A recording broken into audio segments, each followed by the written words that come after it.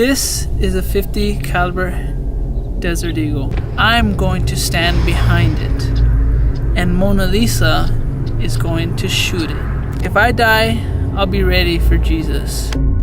This is 22-year-old Pedro Ruiz filming his first YouTube video, unaware he's about to record his final moments alive. And unfortunately, this wasn't the only time a YouTuber unknowingly recorded their own tragedy. From creators who disappeared into the wilderness, only to be found dead days later, to stunts that ended in horrific accidents, these are the times YouTubers recorded their final moments, starting with the case of Pedro Ruiz. I may fail, but if I fail, I want to die trying. We're all gonna die anyways. It's just a matter of how and when.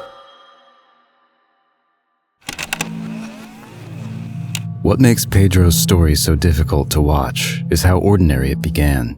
Pedro Ruiz and Mona Lisa Perez had been together since their teenage years. They met young, stayed together, and built a life in Minnesota. By their early 20s, they were already parents, raising a young daughter together, with another child on the way. From the outside, their life looked normal and stable, but beneath all that normalcy, something was slowly beginning to shift. An obsession, one that would lead to a single moment, changing their lives forever. It's a calm evening in 2017. Pedro and Mona Lisa sit together on the living room couch, scrolling through YouTube. On the screen, a family vlog plays, parents their own age, filming their day and playful challenges with their kids. The video is hard to ignore. A beautiful house, a backyard pool, gifts laid out for the children, everything Pedro and Mona Lisa could ever want for themselves and their family. Pedro jokes that they could make videos like the one they just watched themselves, but the conversation doesn't stop there. They talk about what it could mean for them, for their lives, and more importantly, for their children's future. What starts as a joke slowly begins to feel like a real possibility, and by the end of the night, they've made a decision. They're going to start their own family YouTube channel, and that decision would come at a cost they would soon deeply regret. Over the next few months, Pedro and Mona Lisa began uploading regularly. Pranks, vlogs, challenges filmed around the house. They follow the same formats as the channels they've been watching, but the views never come, and the subscriber count barely moves. They keep posting, hoping the next upload will be the one that breaks through, but weeks turn into months, and the excitement they started with slowly fades, and eventually, a realization sets in. Simply copying other channels wouldn't cut it. If they want the views and the attention, they need to do something different, something shocking, something that will break the internet. On June 26, 2017, Mona Lisa posts a tweet. "Me and Pedro are probably going to shoot one of the most dangerous videos ever. His idea, not mine." At a glance, the tweet doesn't seem out of the ordinary, just another standard post, but no one could have known how disturbing the video they were about to film would be.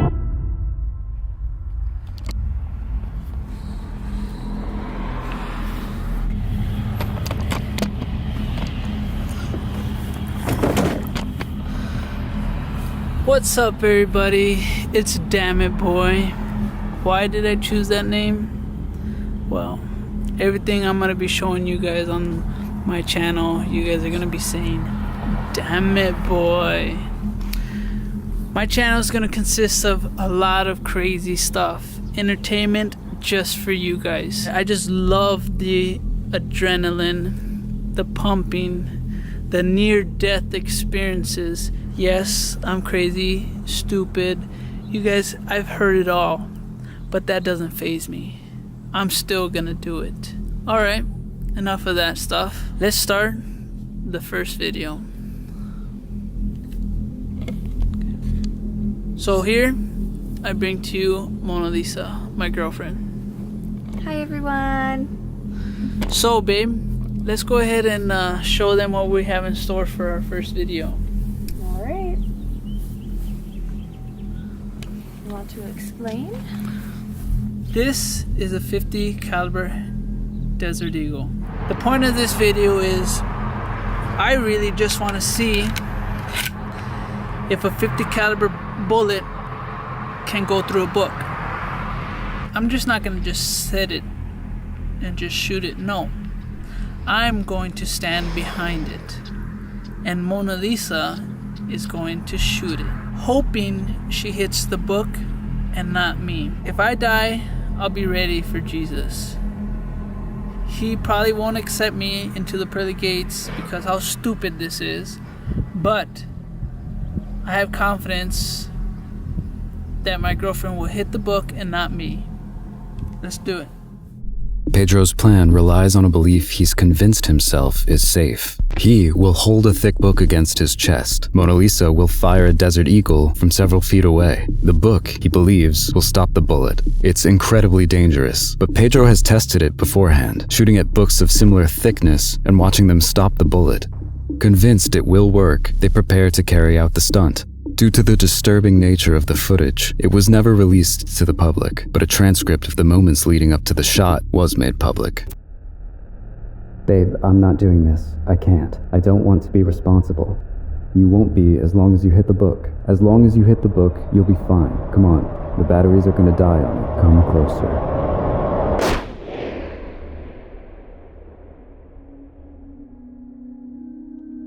The bullet passed through the book, striking Pedro in the chest and killing him instantly. Their attempt at YouTube fame ended in a single irreversible moment, with consequences that would follow Mona Lisa for the rest of her life. Mona Lisa Perez was charged with second-degree manslaughter in connection with Pedro's death. She was sentenced to 6 months in prison and received a lifetime ban on possessing firearms.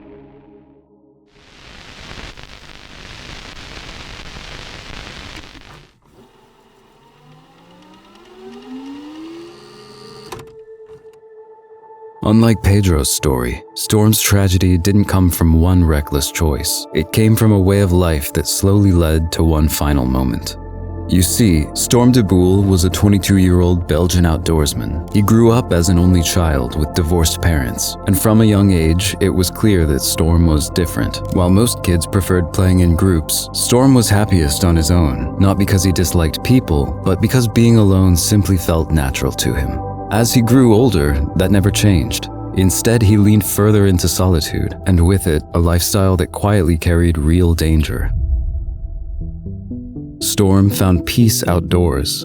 He spent most of his free time hiking and camping alone in remote areas, at one point even cycling more than 3,700 miles across Sweden by himself.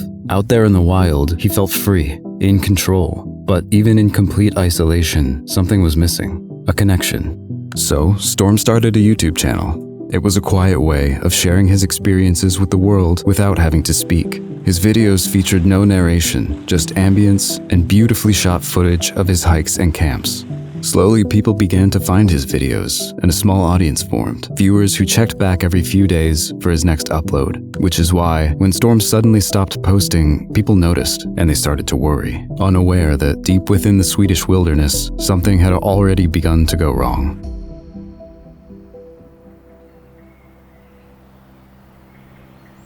This is the northern Swedish wilderness, a densely forested region known for sudden and extreme weather. And somewhere deep inside it, Storm de Boule is hiking alone, filming what he believes will just be another routine hike. Storm had planned this trip carefully, a 3-day hike and camping route through the Ultevis Nature Reserve. Before leaving, he checked the weather forecasts multiple times. Conditions looked stable, clear enough for hiking, with severe weather not expected until after his planned return. The timing couldn't have been better. He parked his car at a nearby car park and began hiking into the forest, setting up camp along the way. And for the first 2 days, everything went exactly as planned. That was until the plan began to fall apart. By October 29th, the final day of his trip, the weather began to shift. Temperatures dropped, the wind picked up, and snow began to fall. It wasn't ideal, but it didn't seem dangerous yet. That evening, Storm sends a message to his grandmother. "It's snowing heavily here, but don't worry, I'll survive, you know." He sounds calm and confident, but as the hours passed, conditions only worsened, and the confidence he'd carried with him began to fade. Storm records a short video and sends it to his friend. "Tonight, it's going to get worse. Jesus Christ." Realizing the situation was becoming dangerous, Storm made a decision. He abandons his campsite and begins hiking back toward his car through deep snow. The car was over 9 miles, roughly 15 kilometers away, and the blizzard was only getting stronger.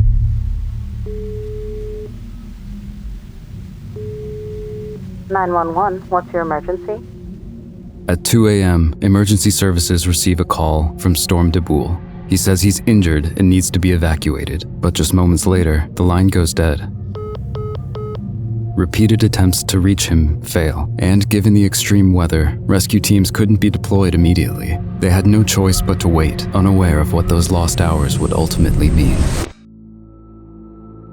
Nearly 8 hours later, once conditions finally allowed a search, rescue teams entered the area, but it was already too late. Storm de Boule was found frozen to death, approximately 1 mile away from his abandoned campsite. His body showed signs of injury, including a broken nose, suggesting he had fallen while desperately trying to force his way back through the storm.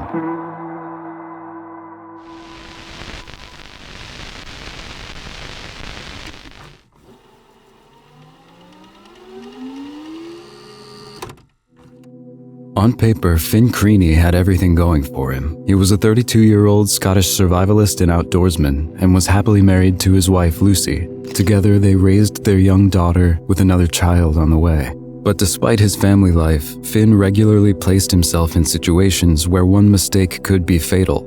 You see, he worked as an outdoor instructor, teaching wilderness survival through his business, Wildcat Bushcraft School, where he passed on his knowledge to both adults and school children. And beyond his work, Finn shared that experience on his YouTube channel, documenting long, demanding hikes through remote terrain, often alone, deliberately placing himself in dangerous situations so others could learn how to survive them, which is exactly why what came next made so little sense.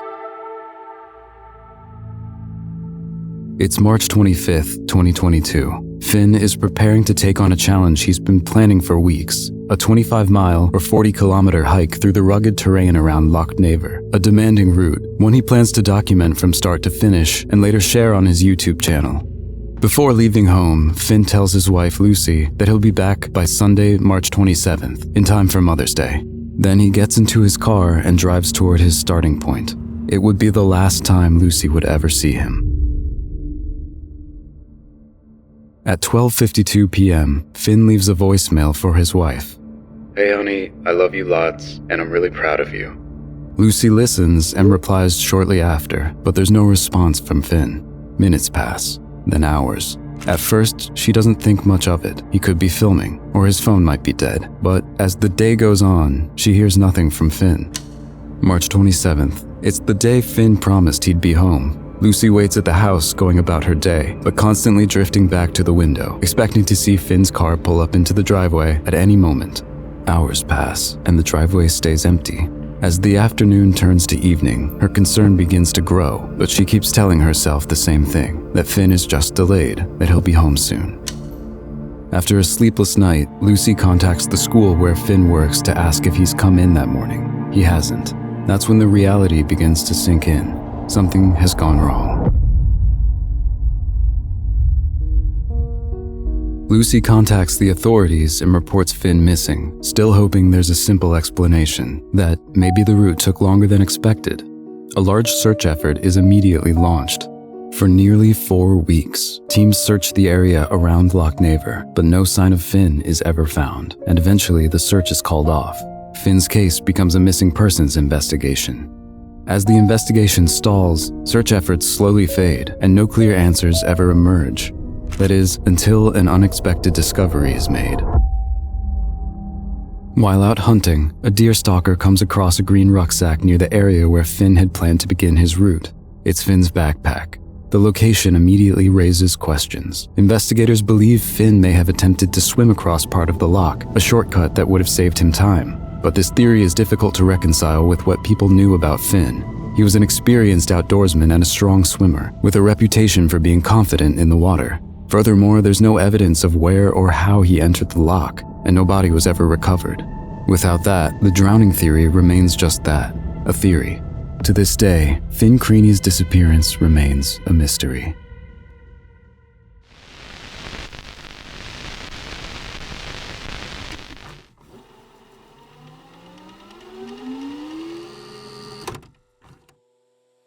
For Tor Echoff, nothing about his videos ever felt especially dangerous. You see, he was a Norwegian YouTuber best known for filming simple, absurd videos outdoors. His videos featured everything from ice skating across frozen lakes to freezing cold plunges, laughing it off like it was nothing. Off camera, Tor lived a quiet, ordinary life. He was married, had a son, and worked full-time at a local paint factory. And while his videos drew millions of viewers year after year, Tor continued filming risky stunts, never imagining one would go wrong one day.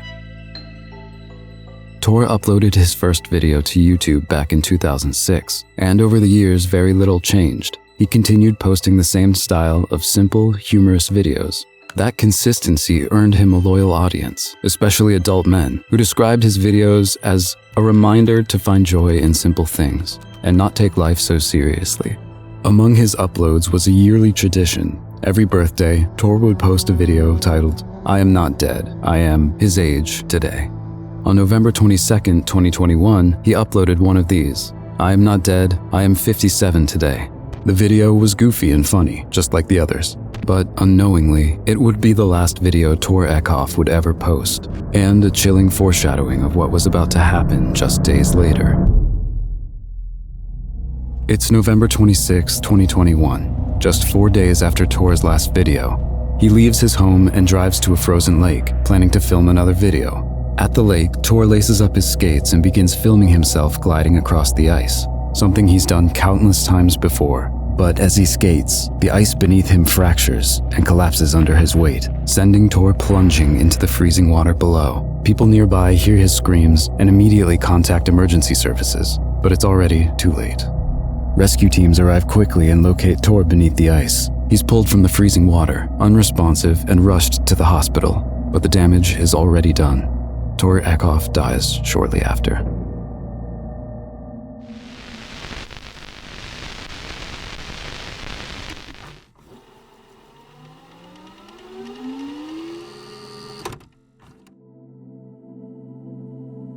What makes this next case especially tragic is that it happened during a moment of joy. See, James William Stoby was a train enthusiast who documented his rail-hopping journeys on his YouTube channel, Stoby. His videos were calm and humorous, and to many viewers, James felt less like a creator and more like a friend they were tagging along with.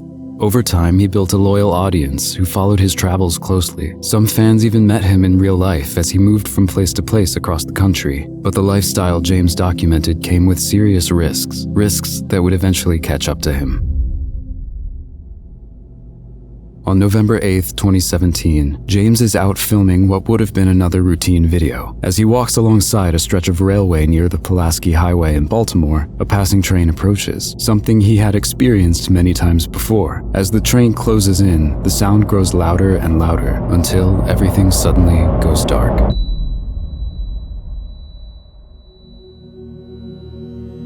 Later that day, officers respond to a call reporting a body found along a railway. The victim is identified as James William Stoby. What happened in the moments leading up to his death isn't entirely clear, but based on the evidence, investigators believe James's backpack caught on the moving train, dragging him along the tracks and causing fatal injuries.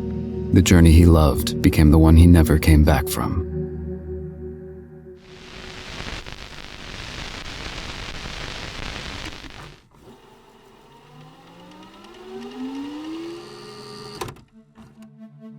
Sometimes the drive to succeed comes with risk. For Greg Plitt, that risk would prove fatal.